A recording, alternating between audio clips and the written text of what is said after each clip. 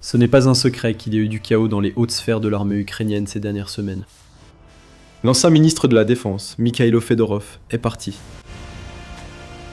Apparemment évincé après avoir perdu un bras de fer politique contre le commandant en chef des forces armées ukrainiennes, Oleksandr Syrsky. Nous devrions dire ancien commandant en chef. Syrsky qui est parti aussi. La victime du retour de bâton après l'éviction de Fedorov, très populaire. Poutine aura observé tout cela avec un large sourire. Mais ce sourire a complètement disparu. Après la tourmente, vient le tourment décisif. Une figure légendaire vient de prendre la tête de l'armée ukrainienne. C'est une légende sur le champ de bataille. Le pire cauchemar de la Russie. Il est venu mener l'Ukraine pour briser la machine de guerre russe. Poutine devrait être très inquiet. Nous allons expliquer pourquoi. Le 24 juillet, tout est devenu officiel. Le nouveau commandant en chef des forces armées ukrainiennes, Mikhailo Drapetsy, a été présenté au monde. Il a parlé du défi qui l'attend, non seulement pour lui, mais pour toute l'Ukraine, alors qu'elle tente de repousser l'invasion de Poutine, qui en est maintenant à sa 5e année. Drapetsy a appelé à l'unité dans tous les aspects de l'armée, et a déclaré qu'il travaillerait pour obtenir des résultats, plutôt que pour faire de la politique. Drapetsy a également énuméré 4 priorités, dont le renforcement de la défense aérienne de l'Ukraine, l'accroissement de la capacité de frappe de l'Ukraine contre la Russie, le développement et la montée en puissance de la composante sans pilote des forces armées ukrainiennes, et la suppression de toute bureaucratie inutile. Tout cela nous semble très Fedorov. Comme nous en discuterons bientôt, le ministre de la Défense d'Ukraine évincé pourrait retrouver son ancien poste. Mais pour l'instant, il s'agit de Drapetsy. Nous avons dit qu'il est un cauchemar pour la Russie. Pour l'expliquer, direction Mariupol, au sud-est. En mai 2014. Des séparatistes pro-russes ont dressé une barricade pour empêcher l'armée ukrainienne de reprendre la ville. Cette barricade n'a pas tenu. La raison n'était qu'un véhicule blindé l'a traversé à une vitesse folle, créant une brèche dans l'ouvrage de séparatistes. La brèche a permis à un autre blindé de suivre. Les soldats à l'intérieur ont sauvé les policiers retenus en otage par les séparatistes dans le bâtiment du ministère de l'Intérieur de Mariupol. L'un des hommes qui conduisait ce véhicule ayant franchi la barricade était Mikhailo Drapetsy. Drapetsy est devenu un héros lors d'un incident. La vidéo de ses exploits a circulé sur les réseaux sociaux, tandis que le jeune soldat était salué pour avoir mené son unité d'une situation désespérée à la victoire. Un acte héroïque devenu viral ne suffit pas à qualifier quelqu'un pour le poste de commandant en chef de l'Ukraine. Cependant, ce que les exploits de Drapetsy en 2001, en 2014 ont montré à l'Ukraine, c'est qu'il est un homme qui prend les situations à bras-le-corps. Peu enclin à se retenir, il se bat pour gagner. L'Ukraine en a besoin actuellement, et ses soldats se réjouissent de la nomination récente. Aucune meilleure personne pour ce poste en Ukraine actuellement, a déclaré un soldat à la BBC, sous-entendant que Drapetsy ne se résume pas à cette vidéo où on le voit défoncer une barricade avec un véhicule blindé. Un autre officier anonyme qui avait parlé du nouveau commandant en chef en juin 2025 a déclaré « Drapetsy est un jeune général talentueux. Il était toujours envoyé dans des endroits où la situation était extrêmement difficile. » Un autre soldat, Artem Karyakin, raconte au Kyiv Independent « Drapetsy inspire un immense respect au sein de l'armée ukrainienne, ce qui est extrêmement difficile à obtenir. Il est clair qu'il y a bien plus chez ce jeune général que ce qu'une seule vidéo laisse entendre. Mais peut-être que la meilleure façon d'évaluer l'importance de cette nouvelle nomination pour l'Ukraine vient des réactions des occupants russes lorsqu'ils ont appris la nouvelle. Les Russes sont furieux. Ils savent que Drapetsy est un homme très dangereux. Un rapport du 22 juillet, dans le Kyiv Independent, publié avant la présentation officielle du général, le souligne. Le blogueur militaire russe Kirill Fyodorov, qui compte 500 000 abonnés sur sa chaîne Telegram, a rapidement tiré la sonnette d'alarme en partageant la désormais célèbre vidéo du véhicule blindé. Il nous déteste, et il nous déteste constamment. Cela signifie qu'il essaiera de nous tuer, peu importe les contraintes morales. Fyodorov a estimé que Drapetsy ne montrerait aucune pitié envers les occupants russes. Certains ont pointé l'âge de Drapetsy comme source d'inquiétude. Âgé de 43 ans, il a gravi les échelons de l'armée ukrainienne, débutant la guerre comme commandant de bataillon. Un autre blogueur a fait remarquer, soulignant que c'est une très mauvaise nouvelle pour la Russie. Cela signifie que Drapetsy a vu les lignes de front. Il connaît ce qu'il faut, et à la différence de son prédécesseur, il est formé à la guerre moderne plutôt qu'au combat de l'époque soviétique. Le consensus est que Drapetsy assouplira les contraintes sur les forces armées ukrainiennes, notamment sur ses unités de drones. Si cela arrive, ce serait désastreux pour les troupes russes sur le terrain. C'est ce que disent les Russes. Derrière la fanfaronnade, les vidéos virales et la peur russe, les questions doivent être posées. Qui est vraiment Mikhailo Drapetsy? Est-il l'homme pour mener l'Ukraine à la victoire contre la Russie? Pour répondre à la première question, nous savons seulement que Drapetsy est très différent d'Alexander Syrski, son prédécesseur. Bien qu'il n'ait que 17 ans d'écart, ces deux hommes viennent de courants de pensée militaires très différents. Syrski a été important pour l'Ukraine. Les tactiques du général 4 étoiles ont été cruciales lors de la tentative russe de prendre Kiev début 2022. Car c'est grâce à lui que l'Ukraine a pu déjouer les colonnes mécanisées que Poutine a envoyées vers la ville.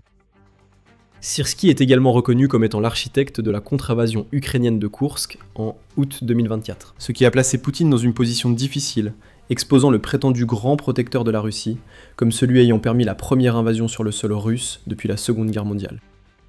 Cependant, Syrski a aussi mené la guerre de façon de plus en plus à l'ancienne. Formé dans les années 1980 à l'Académie militaire de Moscou, et autrefois considéré comme l'un des futurs grands commandants de la Russie, avant l'effondrement de l'Union soviétique, Syrski n'a jamais vraiment échappé à la façon russe de penser la guerre. Ses soldats le respectaient et le craignaient autant, le surnommant le boucher pour son indifférence aux pertes humaines. Sur le champ de bataille, l'information, c'est le pouvoir. Mais une bataille reste invisible. Chaque jour, des courtiers en données collectent, regroupent et vendent vos données personnelles sans votre connaissance ni votre consentement. Notre sponsor du jour, Inconi, vous aide à effacer ces données de centaines de bases de données en seulement quelques clics. Vos données personnelles et familiales, comme adresse et téléphone, pourraient être en ligne sans que vous le sachiez. Cela peut entraîner des appels indésirables, des arnaques et des vols d'identité. C'est dangereux pour vous et votre famille. C'est pourquoi j'utilise Inconi. Inconi trouve automatiquement où vos informations personnelles sont exposées et envoie des demandes de suppression en votre nom. Ils ne peuvent pas vous nuire s'ils ne peuvent pas vous trouver. Et avec le forfait illimité, vous pouvez aller encore plus loin. Collez simplement le lien d'un site exposant vos données. Et les experts en confidentialité d'Inconi prendront en charge les suppressions personnalisées. Commencer ne prend que quelques minutes. Et après une autorisation unique, Inconi s'occupe du plus gros du travail pour vous. Reprenez le contrôle de votre vie privée dès aujourd'hui. Utilisez notre code spécial pour obtenir 60% de réduction sur n'importe quel abonnement annuel Inconi. Scannez le code QR ou cliquez sur le lien ci-dessous et commencez à supprimer vos informations personnelles du web. Vous savez déjà que l'information, c'est le pouvoir. Utilisez maintenant ce pouvoir pour vous protéger et reprendre le contrôle de votre vie privée avec Inconi. Cette attitude passera en Russie, mais en Ukraine, ayant une population moindre, face à un ennemi potentiellement supérieur en nombre, un boucher n'est sans doute pas idéal pour ce poste. L'Ukraine a développé une nouvelle façon de faire la guerre au cours des 4 dernières années et demie. De nombreux militaires estiment que Syrski et ses méthodes sont désormais obsolètes. En revanche, Drapetsy représente la nouvelle école de pensée militaire ukrainienne. Libéré de l'influence soviétique, il combine la pensée occidentale et la stratégie ukrainienne axée sur les drones. Il est aussi bien plus que l'homme qui a commandé le véhicule ayant défoncé une barricade à Mariupol. La BBC indique qu'il est retourné à l'université en 2021 pour une formation stratégique et opérationnelle supplémentaire, et qu'il a obtenu une épée d'honneur comme meilleur étudiant lors de sa remise de diplôme. Dans la guerre contre la Russie, Drapetsy a dirigé plusieurs groupes opérationnels, remportant des succès à Kherson et à Dnipropetrovsk, où ces groupes ont libéré plusieurs localités, en plus de Kryvyi Rih, où lui et ses soldats ont repoussé les occupants russes. Récemment, Drapetsy a été commandant des forces interarmées ukrainiennes. Des tensions entre lui et Syrski auraient émergé à ce poste, selon les rumeurs. Comme Fedorov, Drapetsy veut que l'Ukraine mène une guerre nouvelle, assez étrangère à Syrski et à son approche formée à l'école soviétique. Une guerre que l'Ukraine peut gagner. Certains voient Syrski comme un défenseur, mais lui reprochent un manque de vision pour l'avenir. Malgré les drones ukrainiens font plus de victimes que jamais, Syrski reste fidèle à son enseignement. Le manque de vision pour la victoire n'était pas un problème dans les premières années de la guerre, lorsque l'objectif semblait être de défendre suffisamment longtemps pour que la Russie décide que prendre l'Ukraine en valait moins la peine que les ennuis encourus. Mais nous sommes en 2026. Poutine a clairement montré qu'il ne compte pas s'arrêter, peu importe à quel point l'armée russe s'effondre. L'Ukraine ne peut plus se contenter de tenir bon et de survivre, elle doit gagner. La nomination de Drapetsy est au service de cette victoire.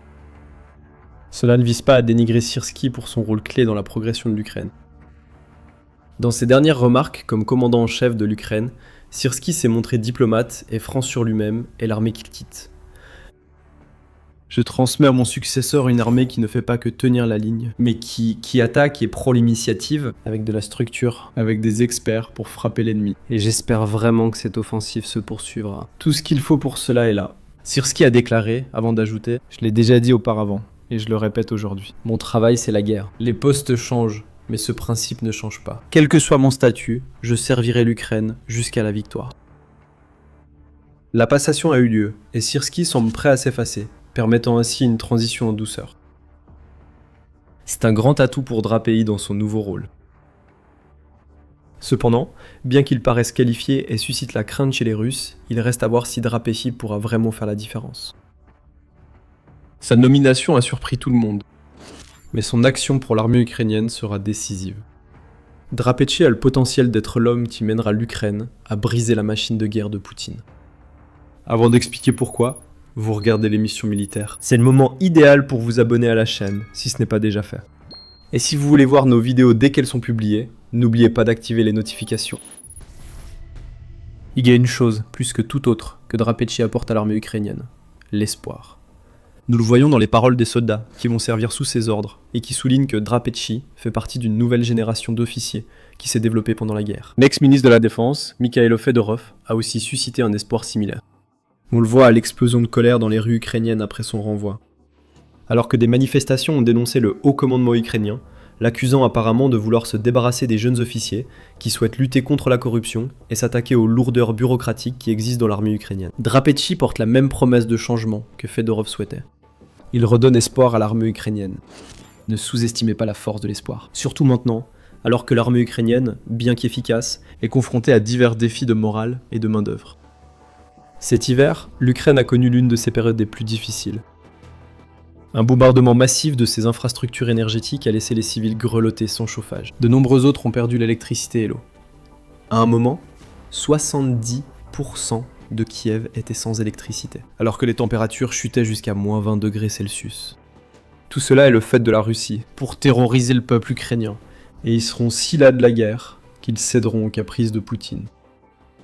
C'est l'approche choisie, même si l'Ukraine a réussi à se relever. Elle fait également face à une crise des effectifs, qui est apparue en grande partie parce que les soldats potentiels sont terrifiés à l'idée de mourir sur la ligne de front. En janvier, le Tactics Institute for Security and Counter-Terrorism a rapporté qu'environ 200 000 soldats ukrainiens étaient portés absents sans permission. 2 millions de citoyens supplémentaires sont recherchés pour avoir évité les services militaires obligatoires. La mobilisation patriotique qui avait tant aidé l'Ukraine commence à faiblir. Affronter un ennemi dont la population est 4 fois supérieure à celle de l'Ukraine pourrait être fatale. La réputation de Syrski comme boucher a peut-être compté. Ce n'est peut-être pas que les Ukrainiens ne veulent pas se battre, c'est peut-être plutôt qu'ils ne veulent pas être envoyés à l'assaut, alors qu'ils ont vu que les drones, les robots terrestres et d'autres technologies peuvent être bien plus efficaces. Ceci est en partie spéculatif, mais beaucoup de ceux ayant travaillé avec Drapei notent son approche différente. L'un de ses soldats, le colonel Alexander Vodovichenko, déclare à Pravda: Drapei n'imposait jamais de tâches inutiles et écoutait les rapports des commandants lors de la planification. Il cherchait toujours à accomplir la mission avec un minimum de pertes. C'est là que réside l'espoir. Si Drapei peut appliquer la même approche à l'ensemble de l'armée ukrainienne, on espère qu'il fera aussi bien, voire mieux que Syrski, avec moins de pertes. S'il peut prouver qu'il se soucie des soldats sous ses ordres, on espère aussi qu'il incitera ceux qui ont évité la mobilisation à rejoindre l'armée et combattre. Mais tout cela est plus facile à dire qu'à faire. L'espoir seul ne suffit pas à gagner une guerre. Drapei doit maintenant tenir les promesses faites lors de sa nomination comme nouveau commandant en chef des armées ukrainiennes. Il bénéficie d'un soutien quasi unanime du peuple et de l'armée. Il est aussi reconnu comme critique de la pensée soviétique et parmi les premiers à adopter la guerre par drone, utile à l'Ukraine contre la Russie. Comme le souligne le Guardian, Drapei représente une rupture, non seulement avec les tactiques soviétiques, mais aussi avec les structures de commandement soviétiques qui imprègnent encore l'armée ukrainienne. C'est probablement là que se concentrera son attention dans les mois à venir. Démanteler ces structures et les remplacer par de nouvelles, où des jeunes officiers reçoivent des responsabilités et doivent en répondre. Une décentralisation du commandement qui témoigne de la confiance et de l'absence de microgestion. Drapei pourra apporter cela au commandement ukrainien. Il reste à voir quand ce changement aura lieu. Ce ne sera certainement pas immédiat. Drapei devrait optimiser la gestion du champ de bataille et le fonctionnement quotidien de l'armée ukrainienne. Mais son défi plus vaste, changer les structures de commandement, pourrait prendre des mois ou des années. Pourtant, Drapachi semble être un homme prêt à relever ces défis. C'est précisément ce qui inquiète la Russie. Malgré les avancées de l'Ukraine en matière de drones, la Russie pouvait plus ou moins compter sur le fait que l'Ukraine combattrait d'une manière adaptée à sa façon de faire la guerre. Syrski était, après tout, issu des académies militaires de Moscou. Cela faisait de lui un homme dont on pouvait prévoir les actions dans une certaine mesure. Drapachi n'est pas ce genre de dirigeant. Il est très différent, et la Russie ne peut pas facilement le cerner. Ce qui fait de lui un cauchemar. Avec Drapachi, l'Ukraine a quelqu'un qui défend une manière moderne de faire la guerre, qui a permis au pays d'obtenir tant de résultats positifs, surtout en 2026. Ajoutez à cela son expérience réelle acquise en première ligne en Ukraine. Et Drapachi pourrait incarner le changement, répondant aux vrais besoins des soldats ukrainiens. L'innovation et une adaptabilité constante. Si Drapachi réussit à calmer les tensions entre l'armée ukrainienne et le ministère de la Défense, ce sera un énorme avantage. Fait intéressant, cela nous ramène directement à l'homme évoqué au début de la vidéo, Mikhailo Fedorov. Nous avons déjà dit que les objectifs de Drapachi et Fedorov pour l'armée ukrainienne semblaient converger. Le tollé causé par la perte de Fedorov n'aura pas échappé à l'attention de Drapachi, Ni à celle du président ukrainien Volodymyr Zelensky. La nomination de Drapachi pourrait-elle permettre le retour de Fedorov au poste dont il a été écarté il y a quelques semaines? C'est possible. L'Ukraine n'a pas encore nommé le ministre de la Défense permanent, après l'éviction de Fedorov. L'ancien chef des services de renseignement, Yevgeny Kamara, occupe actuellement le poste. Bien qu'il n'occupe ce poste qu'en intérim, le Parlement ukrainien s'apprête à élire un remplaçant. Peut-être qu'un remplaçant n'est pas nécessaire. Syrski est parti, Fedorov pourrait à nouveau être en lice. Fedorov lui-même dit que Zelensky lui a proposé d'autres postes. Il refuse de les accepter, estimant que seuls 3 postes permettent un réel changement dans l'armée ukrainienne. 2 de ces postes, président et commandant en chef, sont déjà pourvus. L'autre, c'est le poste que Fyodorov occupait il y a quelques semaines, ministre de la Défense. Fyodorov a même refusé le poste de vice-premier ministre, montrant ainsi son engagement envers ce qu'il considère comme une cause importante. Drapachi paraît aussi soutenir Fyodorov. Quand Fyodorov et Syrski ont commencé à s'opposer début juillet, Drapachi a soutenu Fyodorov, le qualifiant de partenaire des forces armées au sein du ministère de la Défense, et une personne qui répond à nos besoins. Et a aussi initié des changements d'approche, une prise de décision plus rapide, et un soutien à ceux qui sont prêts à assumer la responsabilité de ces décisions. Fyodorov semble partager ce sentiment, et y aura porté son soutien à Drapachi lors des réunions avec Zelensky.